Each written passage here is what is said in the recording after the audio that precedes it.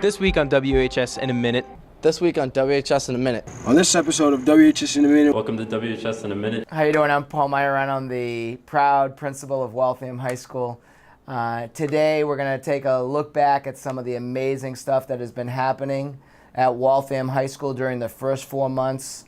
WHS in a Minute has been a vehicle that our TV broadcasting students have used to help bring to life the incredible work of our staff and our students here.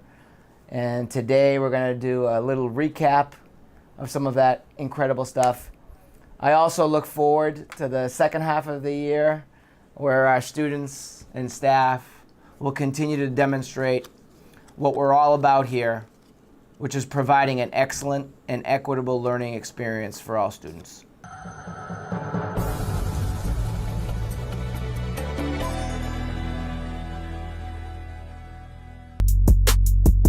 The National Honor Society is a national organization that recognizes students for 4 different characteristics. They're looking for students with scholarship, leadership, service, and character.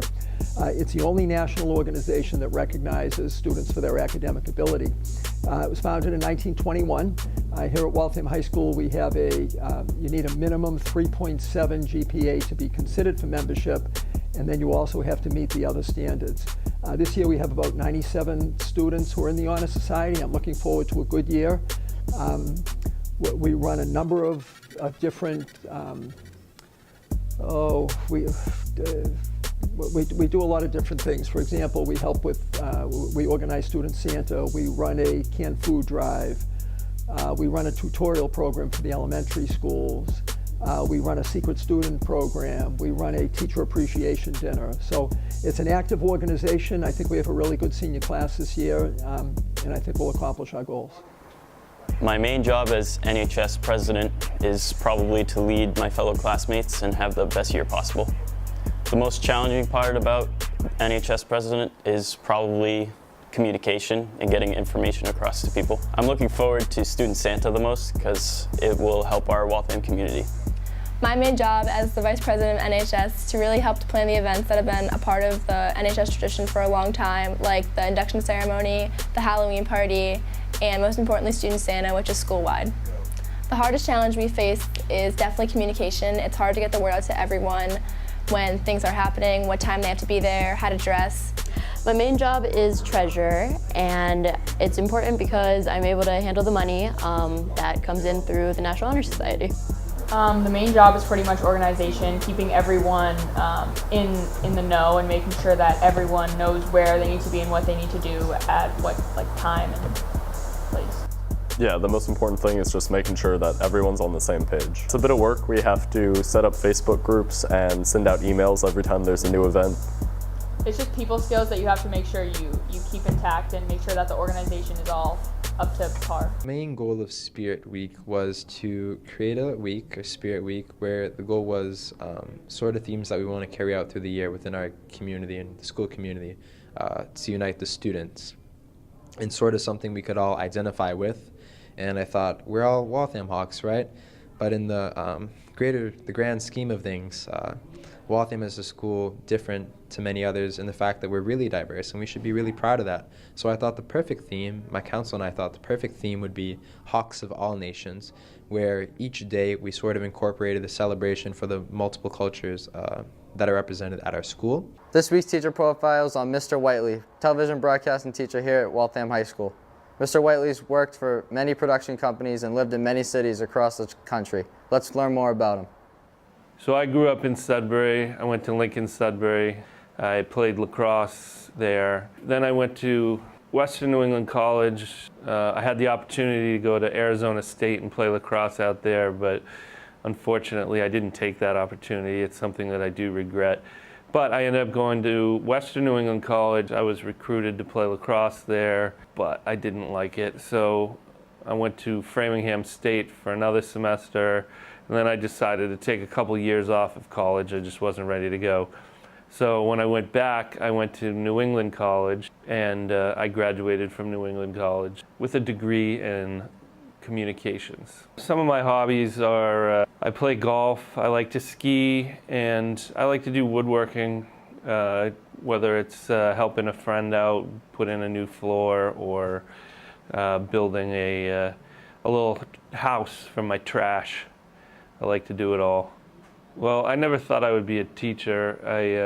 I worked in television production for 20 years. I've lived in Alaska where I worked for Fox. I lived in California where I worked for a 24-hour news station. Then I lived in Miami. After that I moved back up here, worked for a public access station for a while, then moved back down to DC where I worked for the Discovery Channel and the Washington Wizards, Capitals, DC United and Freedom, which was a lot of fun. And then I moved back up here and I started working at the Waltham channel, and I was the internship liaison with the high school. So I met Chris Hazel, and he kept saying, "Oh man, you should really become a teacher. You do a great job with the interns and they really learn a lot from you." So I did. The rest is history, as they say. I think the best part of my job is when you get to really work with the kids and show them things that, that I know, and little techniques or tips and tricks that make their videos come out a lot better, and then they see that happen and they get excited. School and Study started because of two things. One was that our old system of summer reading was not working. It was just a drain for everyone, teachers and students. Nobody was having any fun with it. And the second reason was that we were looking for something to build community at the beginning of the school year. So reading is a great way to build community, to have a shared experience and to have something to talk about, literally, the book and what it means for us as a school community and as a city. We've done a lot of things to pick the books. The first year, a community of teachers picked the books. A committee started in the fall. We read a whole bunch of books and picked 4 students. After that, we did a 24-hour readathon where 60 kids picked the book. And then last year, the entire student body picked the book. We voted over a span of 5 days and tallied all the votes, so our students picked Scythe. Today, to celebrate the book, I actually moved away from what I had originally planned because one of my freshmen this morning, Abigail Curtis, created a trivia game. So we played a trivia game. Each table in my classroom, they were given a Scythe-like name they came up with on their own, and we asked questions, and the winners got the ring pops. And that's what we did. It was really fun. So in sports marketing, we thought of products that we would have more or less of. Everybody would be immortal, like in the book Scythe, everybody's immortal. So we had to think of products or services that we'd have more of if people were immortal, or less of. People came up with a bunch of different things. Hi, I'm Miss Pike. I teach AP Computer Science, and today for our Scythe lesson, students are doing something called a Getting Unstuck activity, where they're programming something in Scratch related to Scythe. So they're allowed to do whatever they want as long as it's related to the book, and then we're going to vote on it for the one that's best creative and best related to the book, and those are the ones that win the ring pops for today.